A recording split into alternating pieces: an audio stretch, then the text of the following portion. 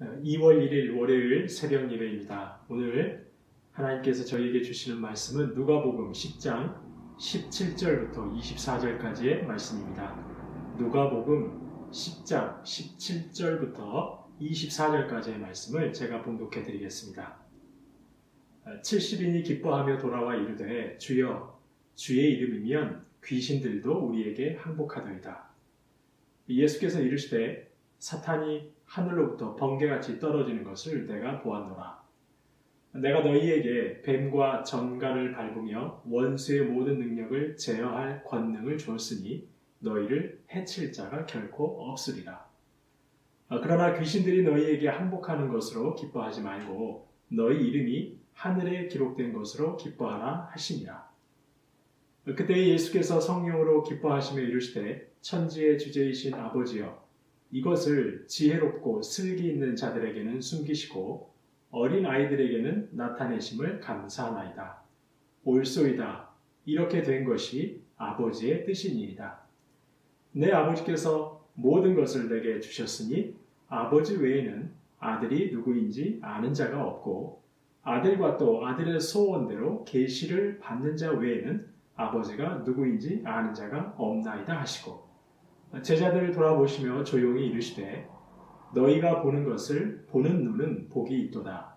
내가 너희에게 말하노니 많은 선지자와 임금이 너희가 보는 바를 보고자 하였으되 보지 못하였으며 너희가 듣는 바를 듣고자 하였으되 듣지 못하였느니라. 아멘. 한국의 슈바이처로 알려진 장기려 박사님이 계십니다. 평생 청빈과 봉사하는 삶을 사신 장기려 박사님. 그분에 관한 이야기는 참 많습니다. 그리스도인이라면 누구나 한 번쯤은 들어보셨을 정도로 잘 알려진 일화들이 많이 있습니다. 그 장기려 박사님이 80회 생신을 맞았을 때 당신의 생을 돌아보시면서 몇 가지 생의 기쁨에 대해 이야기하셨다고 합니다. 지난 세월 살아오시면서 가장 기뻤던 순간들을 추억하신 것입니다. 그 중에 첫 번째 기쁨은 결혼 후 아들을 낳았을 때였다고 합니다. 하나님이 주신 아들을 보고 천하를 다 얻은 것 같은 기쁨이었다고 합니다. 그렇죠. 자녀를 얻는다는 것은 참 큰 기쁨 중에 하나입니다. 두 번째는 아마도 일제 강점기를 살아오신 분이셔서 그러신 것 같은데요.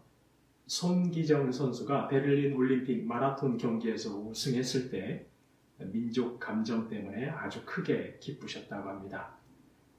식민지 압제 속에서 잠시나마 누릴 수 있는 아주 소중한 기쁨이었을 것입니다. 그런데 장기려 박사님의 가장 큰 기쁨은 따로 있었다고 합니다. 그것은 바로 예수님을 구세주로 믿고 죄를 회개하고 하나님께 죄 사함을 받았다는 확신이 들었을 때라고 합니다. 하나님의 자녀가 되었다는 확신이 들었을 때 가장 기쁘셨다고 합니다. 앞선 두 기쁨도 대단한 것이지만 이 구원의 기쁨과는 비교할 수 없다는 것이죠. 오늘 본문은 바로 이러한 성도의 구원의 기쁨에 대해 말씀하고 있습니다. 길지 않은 오늘 본문 안에는 기쁨이라는 단어가 4번 등장합니다. 그리고 먼저 등장하는 기쁨은 제자들의 기쁨입니다. 선교 사역을 떠났던 70명의 제자들이 돌아왔습니다. 그들은 기뻐하며 돌아왔습니다. 그들이 기뻐하는 이유는 귀신들이 자신들에게 항복했기 때문입니다. 주님께서 주신 권능으로 복음을 전했을 때 귀신들이 자기들 앞에서 항복하며 떠나가자 흥분한 것입니다. 그리고는 승리를 기뻐하며 주님께 그 소식을 보고한 것이죠. 그런데 예수님께서는 그들의 흥분과 기쁨에 비해 다소 차분하게 대꾸하십니다. 18절 말씀에서 내가 본 것은 사탄이 하늘로부터 번개같이 떨어지는 것이었다고 말씀하십니다. 귀신들이 너희 앞에 항복하는 것을 본 것이 아니라 사탄이 하늘로부터 떨어지는 것을 보셨다는 겁니다.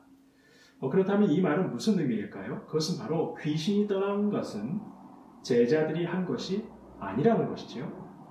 귀신이 제자들에게 항복한 것이 아니라 실은 하늘의 하나님께서 그들을 이기신 것이라고, 그래서 그들이 하늘에서 떨어진 것이라고, 귀신은 사실 하나님께 항복한 것이라고 말씀하시는 것입니다.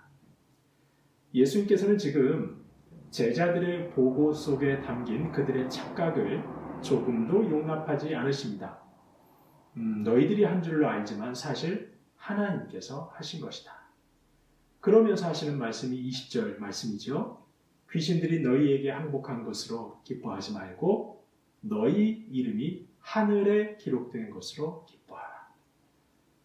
귀신이 너희에게 항복한 그 승리, 실상은 그건 역시 하나님께 항복한 것이지만 어쨌든 그 사역의 결과와 승리로 기뻐하지 말라는 겁니다. 대신 너희 이름이 하늘에 기록된 것, 즉 너희가 하나님의 자녀된 것으로 기뻐하라고 하십니다.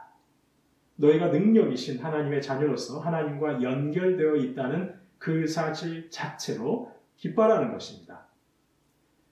제자들의 참된 기쁨은 사역의 열매와 결과가 아니라 바로 하나님의 자녀라는 신분 자체로 인한 기쁨이어야 한다고 말씀하시는 것이죠. 실제로 오늘 본문에서 우리말 기쁨으로 번역된 헬라어 단어는 카라라는 단어라고 합니다. 그런데 이 카라라는 헬라어 단어와 같은 뿌리를 가진 단어가 카리스라는 단어인데요. 카라, 카리스, 발음 역시 비슷하지요. 이 두 단어의 어원이 같아서 그런 것입니다. 그런데 이 카리스라는 단어는 은혜라는 우리말로 번역되고 있습니다. 무슨 말일까요? 결국 은혜와 기쁨이라는 말은 헬라어 어원상 그 뿌리가 같다는 것입니다. 이것을 저희는 이렇게 해석할 수 있습니다. 성경에서 말하는 참 기쁨이란 다른 것이 아니라 하나님의 은혜로 인한 기쁨이라고 말입니다. 그리고 하나님의 은혜 중 가장 귀하고 놀라운 은혜, 바로 구원의 은혜로 인한 기쁨. 주님께서 말씀하신 너희 이름이 하늘에 기록된 것으로 기뻐하라는 말씀과 같은 의미인 것입니다. 그래서 오늘 본문 예수님께서는 이 사실을 한 번 더 언급하십니다. 23절에서 제자들을 향해 이렇게 말씀하십니다. 제자들을 돌아보시며 조용히 이르시되 너희가 보는 것을 보는 눈은 복이 있도다. 너희가 지금 보고 있는 나, 바로 메시아로 온 나를 보고 있는 너희의 눈, 바로 너희야말로 복된 자들이라는 말입니다. 왜냐하면 24절 말씀이죠. 내가 너희에게 말하노니 많은 선지자와 임금이 너희가 보는 바를 보고자 하였을 때 보지 못하였으며 너희가 듣는 바를 보고자 하였을 때 듣지 못하였느니라. 구약의 선지자들과 왕들은 메시아가 오시기를 고대했습니다. 하지만 그들은 그토록 고대했던 메시아를 보지 못했습니다. 볼 수 없었습니다. 그런데 제자들은 오신 메시아이신 예수님과 함께하며 예수님을 직접 보고 있습니다. 메시아이신 주님을 보고 믿고 하나님 나라의 자녀되는 것이야말로 가장 복되고 기쁜 일이라고 말씀하시는 것이죠. 성도님 여러분, 사실 저희는 세상을 살아가면서 여러 기쁨을 누릴 수 있습니다. 자녀가 원하는 학교에 진학한다거나 견실한 곳에 취업을 한다면 참 기쁠 것입니다. 이 어려운 때에도 사업장이 잘 운영되거나 회사에서 승진을 하게 된다면 참으로 기쁨이 클 것입니다. 오랜 시간 나를 괴롭히던 질병에서 회복된다면 그 기쁨도 이루 말로 다 할 수 없을 것입니다. 교회와 하나님 나라 위해서 깊이 헌신하고 섬겨왔는데 귀한 열매들을 맛보게 된다면 그 역시도 참 감사한 기쁨이 될 것입니다. 그런데 성도님 여러분, 우리 주님께서는 뭐라고 말씀하십니까? 너희 이름이 하늘에 기록된 것으로 기뻐하라고 하십니다. 구원의 기쁨으로 충만하라 하십니다. 성도님 여러분, 저희가 매일매일 이 구원의 기쁨을 누리게 된다면 저희에게는 어떤 일이 생기게 될까요? 저희가 이 구원의 기쁨으로 늘 충만하다면 저희는 어떤 태도를 가지고 살아갈 수 있을까요? 세상에서 만나게 되는 어지간한 실패와 넘어짐에도 크게 낭망하거나 좌절하지 않을 것입니다. 세상 사람들이 다 쫓아가는 세상의 기쁨들을 나도 똑같이 따라가는 그런 어리석음은 범하지 않을 것입니다. 왜냐하면 이 세상 살면서 겪게 되는 모든 실패와 넘어짐은 하나님의 자녀됨이라는 이 구원보다 결코 클 수 없기 때문입니다. 세상 그 어떤 성공과 기쁨도 저희의 이름이 하늘에 기록되는 것보다 더 클 수 없기 때문입니다. 성도님 여러분, 사실 인간적으로 보면 저희들 중에는 기뻐할 일이 별로 없는 분들도 많이 계십니다. 기쁨이라는 단어가 도무지 떠오르지 않을 정도로 낙심하신 분들도 계십니다. 그러나 성도님 여러분, 그런 분들에게 그리고 저와 여러분에게 성령께서 강력하게 역사하사 저희의 이름이 하늘에 기록된 것으로 기뻐하는 구원의 기쁨이 충만케 되는 은혜가 넘치시기를 주님의 이름으로 축원합니다. 구원의 기쁨이 다시 회복되고 하늘 백성으로서의 감격이 다시 회복되어 힘겹고 어려운 이때를 주님께서 주시는 그 기쁨으로 넉넉하게 이겨나가시기를 주님의 이름으로 축원합니다.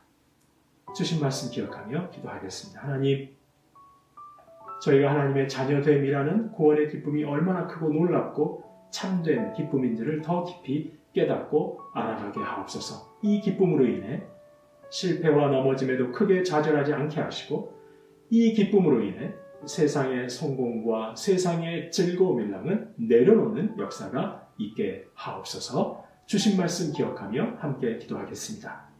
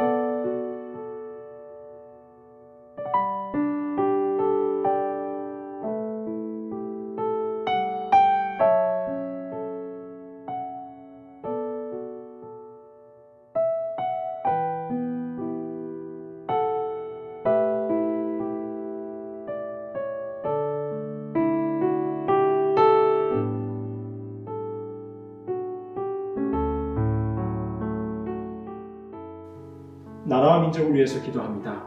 모두가 힘든 이때 교회가 방역의 모범이 되게 하옵소서. 교회로 자기 배를 불리거나 예수 그리스도의 이름으로 장사를 하는 일이 없게 하옵소서. 개척교회들, 미자립 교회들이 어려운 이때를 잘 이겨나갈 수 있도록 돕는 손길들이 많이 일어나게 하옵소서. 나라와 민족 위해서 함께 기도하겠습니다.